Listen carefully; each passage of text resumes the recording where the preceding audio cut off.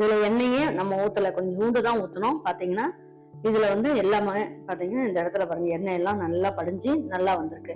இது ஒரிஜினலா இந்த சிக்கன்ல இருக்க எண்ணெய் தான், ரொம்ப நல்லா இருக்கும்.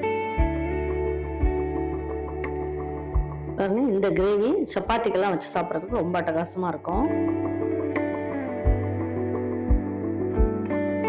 இதுக்கு நிறைய நீங்க எண்ணெய் எல்லாம் ஊத்த வேண்டியது கிடையாது. வாங்க இது எப்படி ஈஸியா நல்ல டேஸ்டா எப்படி செய்யலாம் அப்படிங்கறத வீடியோக்குள்ள போய் பார்ப்போம். நம்ம ஈரோடு அம்மாச்சி மசாலா வகைகள் எல்லாமே ஃபர்ஸ்ட் குவாலிட்டி இன்கிரீடியன்ட்ஸ் தான் பயன்படுத்துறோம்.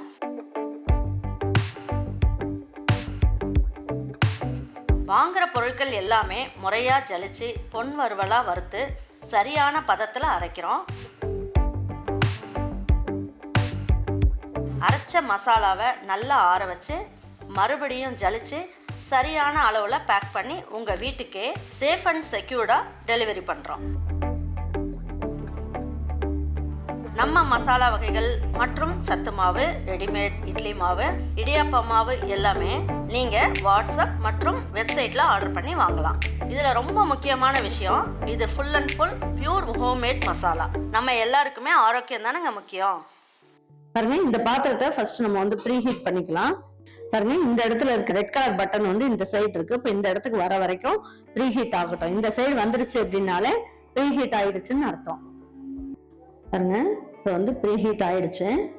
இந்த பட்டன் வந்து இந்த இடத்துல இந்த கோட்டில் வந்துருச்சு பாருங்க. இப்போ வந்து நம்ம என்ன பண்ணலாம், ஓப்பன் பண்ணி பார்த்துடலாம். பாருங்க இப்போ 1 கிலோ அளவுக்கு நான் வந்து சிக்கன் செய்ய போறேன் அப்படின்னா ஒரு 1/4 ஸ்பூன் அளவுக்கு மட்டும் எண்ணெய் ஊத்துனீங்கன்னா போதும். இந்த அளவுக்கு மட்டும் எண்ணெய் ஊத்துனீங்கன்னா போதும்.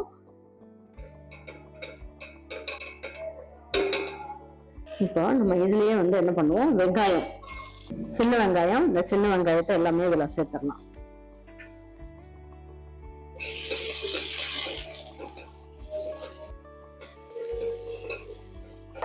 இப்போ வந்து நம்ம என்ன பண்ணுவோம், இந்த சிக்கன் எல்லாம் எடுத்து இதுல போட்டுடலாம்.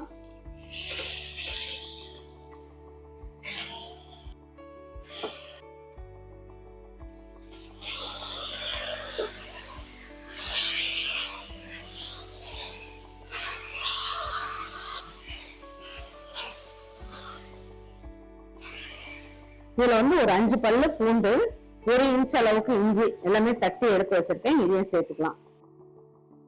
கொஞ்சமா கருவேப்பிலையும் சேர்த்துக்கலாம். இதுல கொஞ்சமா கொத்தமல்லி இலையும் சேர்த்துடலாம்.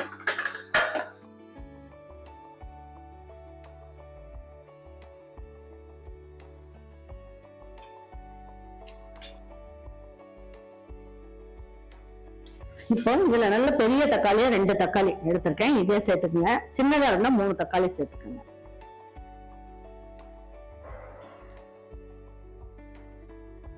இப்ப பாருங்க நம்ம வச்சிட்டோம்.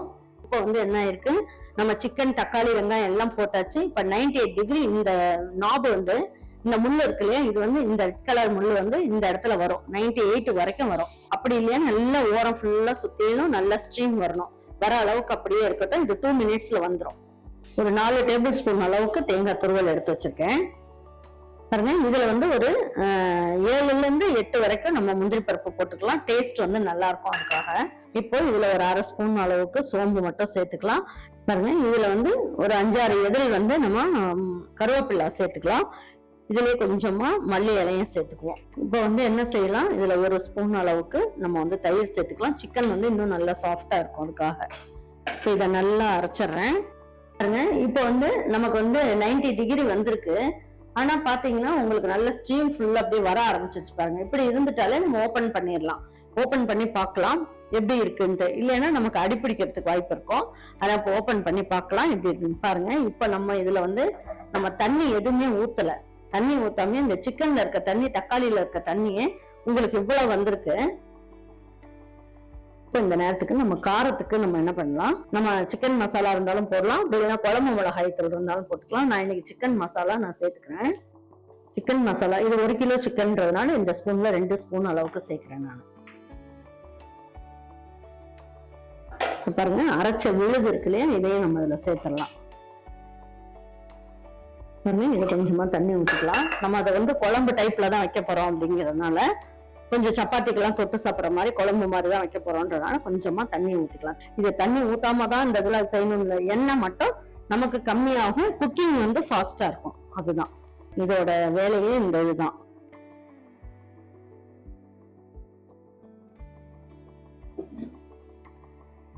பாருங்க, மூடி வச்சுட்டேன். நம்ம ஓபன் பண்ணிட்டு மூடியை மறுபடியும் வச்சோம்னா மறுபடியும் வந்து 60 டிகிரி பழைய நிலைமைக்கே வந்துடும்.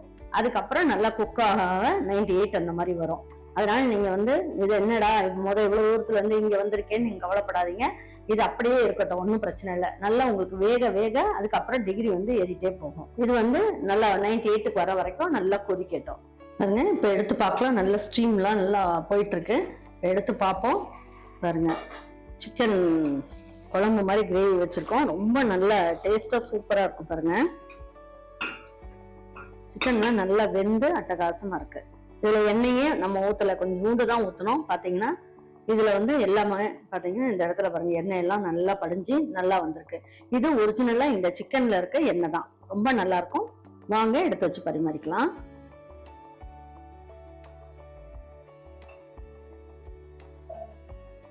பாருங்க, இந்த கிரேவி சப்பாத்திக்கெல்லாம் வச்சு சாப்பிட்றதுக்கு ரொம்ப அட்டகாசமா இருக்கும். கண்டிப்பா நீங்க இந்த கிரேவியை இதே மாதிரி மெத்தட்ல ஒரு வாட்டி செஞ்சு பாருங்க. செஞ்சு பாத்தீங்க அப்படின்னா உங்க வீட்டுல இருக்கவங்க எல்லாருமே நல்லா விரும்பி சாப்பிடுவாங்க. அம்மா இது அன்னைக்கு செஞ்சீங்களே, எனக்கு செஞ்சு கொடுன்ற மாதிரி கேட்பாங்க. ரொம்ப நல்ல டேஸ்டா இருக்கும். கண்டிப்பா உங்க வீட்டுல இருக்கவங்களுக்கு பிடிச்சிருந்ததுன்னா லைக் பண்ணுங்க, ஷேர் பண்ணுங்க, சப்ஸ்கிரைப் பண்ணுங்க, மறந்துடாம கமெண்ட்ஸ் பண்ணுங்க. தேங்க்யூ ஃபார் வாட்சிங் ஈரோட அம்மாச்சி சமையல். தேங்க்யூ.